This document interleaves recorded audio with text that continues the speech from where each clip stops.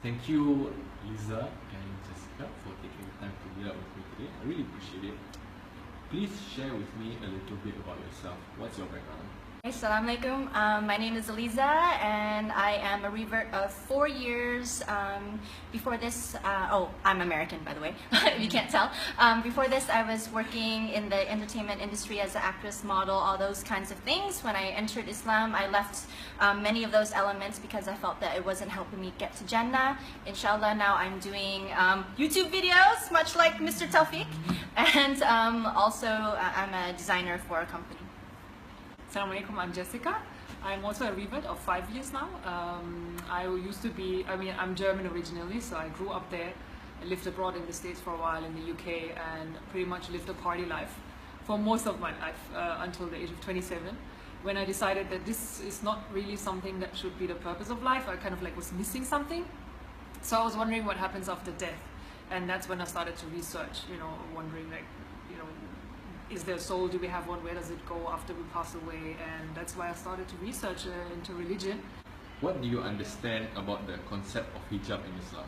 For me, it's not just a piece of cloth on your head, but it actually goes much further than that. I mean, yes, symbolically, it is a piece of cloth on my head, but it's also a hijab on the way that I speak, on the way that I think, the way that I act. So the hijab is actually helping me to control many things, anger, bad language, bad thoughts, judgment. All of these things are encompassed in what the hijab means to me. Yeah, for me, with hijab, it's like I cover my hair, not my brain or my intelligence Exactly. or my personality. Yes. I'm just it's yes, I'm covering up, and even from family or from friends, I sometimes feel like you look different, or they would make comments that are not always pleasant to hear.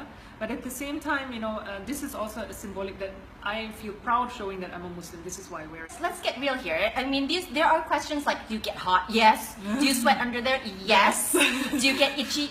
Yes. But look, it is something that empowers us. It's something that we choose. It's something that's more than just the itchy hotness, okay? No. And I wouldn't, even if someone says, why don't you take it off? I wouldn't want to take it off. Yeah. I would feel impressed if someone told me you must take it off. Do you dress the way that you do because you want to follow the Arabs? Huh? Arabs? Excuse me? Okay. Alright, here's a huge misconception about Islam is that when you revert, you actually become an Arab. No. Islam is a way of life, it's a religion, it's a thought process, it's a way that you carry yourself, it's not a race.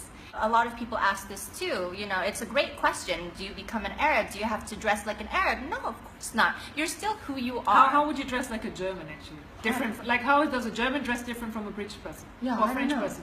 So I'm not sure. Hey, you look like a German, and you look like a French, you look like a British. In fact, they all dress the same more or less. Yeah. So what are they then?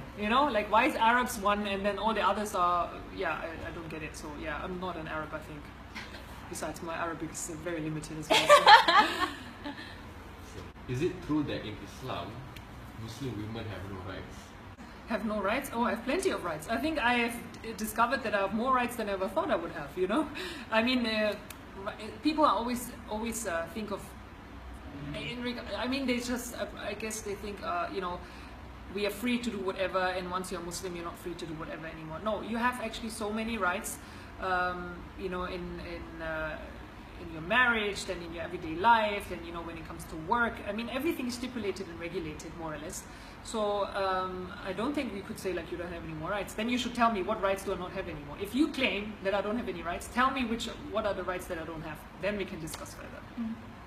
I think for women in Islam, Islam elevates women so high and puts the women in this structure where rights are clearly defined, whereas sometimes in secular life the rules and regulations that have to do with governing people, they're it's kind of like a gray area. In Islam it's like black and white. There's things that are haram, things that you can't do, there's things that are halal, things that you can do, and the stuff in the middle either you stay away from or you have guidance with. So you know exactly what you're doing, you know exactly what you can fight for, you know exactly what your rights are. Whereas when I felt like when I wasn't a Muslim, I didn't know. Is this right? Is this wrong? I'm not sure. But here, I know exactly what I'm doing. I know what is going to get me to Jannah. I know what I shouldn't be doing because I'm told. I know what I should be doing to get more deeds. Alhamdulillah, I feel like, just like Jessica, I feel like my rights have been defined in a way that I'm actually more empowered, more confident because I know what I'm doing and I know what I stand for. Yeah. So it's almost it depends on how you look at it. It's more like a redefining, I think. Is it true that in Islam, women have lower status than men? Deep down, we all know that end of the day, woman is in charge. You know, we just don't show it outside. You know, like end of the day, I mean, come on, we're the queen of the house, right? End of the day, they kind of like outside they like to be macho, but deep down, you know, come on, it's like every guy's got that weak spot. So it's like, okay, my love, okay, you know, I mean, no, there's no such thing as having a lower status. Yes, we have different, you know, different, what's the word? Roles. Different roles, yes, exactly. We have different roles, but that doesn't mean that we are lower than the other person, right? The husband has to go to work, he has to provide for us, he has to pay for our clothing, pay for rent, pay for everything, and then I should claim that I have less rights. I mean, poor guy. You know, he's the one that's basically out there, you know, trying to make big bucks, but I sit at home and I don't even have to cook, I don't have to iron his clothes, I don't have to wash it, in fact, I have to do nothing, right? I just have to be nice to him, which of course everyone expects, Muslim or not. Okay, so I don't think I can add anything to that. So I'll just leave it at that. Good, awesome. In reality, there are Muslim women who are oppressed. From your point of view, is it because of Islam? When you look at the tenets of Islam, Islam is a perfect ideological platform. However, the way that humans take it and implement it is something that's different. Humans have flaws. Platforms usually don't have flaws. Okay, I was a sociology major, so when I looked at socialism, capitalism, these platforms, they're not really flawed. What's flawed is how humans come and take it and interpret it and then apply it. So Islam, when you look at the rulings and you know, the teachings, they're all so beautiful, but you know, how people, you know, how cultures interpret it, how different genders interpret it, there's going to be fault. And of course, you know, like any other religion, any other thought, you know, school of thought, there are going to be people on either end. There's going to be extremes on this end, there's going to be extremes on this end. There's going to be people who are so liberal that it's like you can't control them, and then there's going to be people who are so oppressed that they just can't move. So if you're going to say that, you know, there are women who are oppressed in Islam, yes, but there are people oppressed in everything else too. Yeah, but they're not oppressed because of Islam. No, but this not. This is a cultural thing where, no. you know, in certain you know, regional areas, you know, in the world somewhere, there's always this understanding that guys are superior, but that doesn't have anything to do with the religion. Yeah, no, this is that's a cultural thing. Yes. For women who are entering Islam, they're of age, they're educated.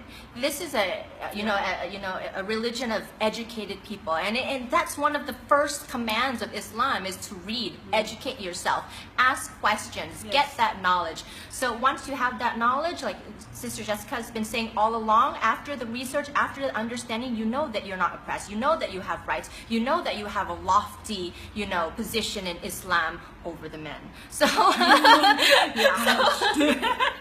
Otherwise, you know, more people might research it, or the men even be like, oh no. So this is, you know, this is not a religion of oppression. It is a religion of education and understanding. What is your message to the people who say Islam oppresses women? You cannot make a statement without having the backup information.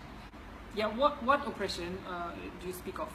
And firstly, I mean, I thought the same when I first started to read about Islam, because I thought, oh, you know, guys can marry 4 wives, and you know, at the same time, it's a forced marriage. The woman has no say; she must just marry whoever the family decides. Basically, pretty much what everyone else comes up with too, like the standard anti-Islamic, you know, phrases. So once you start reading, you actually find out, no, it's not like that. So if you really believe that there's an issue, please research first. You know, don't tell me I'm oppressed unless you have, you know. Unless you have read the Quran. Don't tell me, I don't know, all these claims that you always make, please research first, then we can discuss. When you come out with these claims of oppression, where did you hear those stories from? Who did you hear from, and who did they hear from? From media. Did you actually hear it from a Muslim woman? Did you actually hear it from a Muslim person? You know, did you check it with the Islamic scriptures? What does it actually say? So it all goes back to facts. fact checking. You know, it's not even Islam, about anything in the media, anything in society. Anyone can say anything, right? It's just words. But you know, are you going to be the one who takes it a step further and actually finds out the truth, and not just be, you know, someone who just goes ahead, you know, goes along with the herd? Don't be Yeah. ignorant. Don't be ignorant. Do your research. Yeah. You know, don't just take messages from the media, which we all know they're always there to brainwash people. They're always Yeah. there to make us think bad of another person, because that's the only thing that sells. That's what people want to watch. You know, the bad stuff, like the Muslim terrorists. Muslim terrorists, by the way. See, I'm even saying it. It comes together. It's like, no terrorist. It has to be a Muslim terrorist. It has to be Islamic extremism. You know, those terms are already married to each other. Yeah. You cannot find them on But their own anymore. these are fabricated marketing tools that are Yes. key search words. So, you know, don't believe everything on TV, don't believe everything on Google. You know, there's so many, like I said, people can write anything or say anything that they want. Actually go out, find out for yourself, talk to a Muslim woman, talk to a Muslim person, go to the masjid. Inshallah, the masjids are becoming more open. Find out for yourself. Yes. First-hand experience will always beat And then second-hand, judge. third-hand, Then judge. fourth-hand. Then judge. Only then judge. Muslims of the past, I feel, were quite shy, and you know, they were the type that they just, you know, they would just smile at you and be very nice. But I think now Muslims are becoming more vocal. They're becoming more open to, you know, having conversations. So I would say if you are even a born Muslim or not yet Muslim who has questions, just come and ask. Just come and talk. Actually open your heart to us, because after you open your heart to us, I think that all of our hearts will be just flooding out towards everybody, wanting to share, wanting to just discuss. I think everybody wants the same thing in this world, is just to live in harmony and have peace, and you know, have families that love each other and go to a place that is inshallah better than this world. So we have this commonality, and we have this common human family. So why not just reach out to each other instead of assuming? Just come, be our friends. We are absolutely open. We're open, right? Yes. We're absolutely open to being, you know, friends and having a conversation. Please come and ask us before you believe in something else. Find it from the source. Find it from the source, and we all want the best for each other, and we all want to make it to paradise. And God has said himself that the only way to paradise is to obey him and to follow his commands and to pray and to worship only him and no other deity. So that's why we all do what we do. We believe in Islam. We believe that this is the way to paradise. So we can only invite you. We can only invite you, and it's your choice to do the research and to join this religion, to become a Muslim, or to leave it. This is totally up to you. No one's being forced. We weren't forced. We did it also out of our free will. But it's still our message to, still our duty to convey the message, and we want to invite everyone to become a Muslim and to make it to Jannah together. Alhamdulillah. All right. That was really good. Oh, I'm glad that you guys hug each other.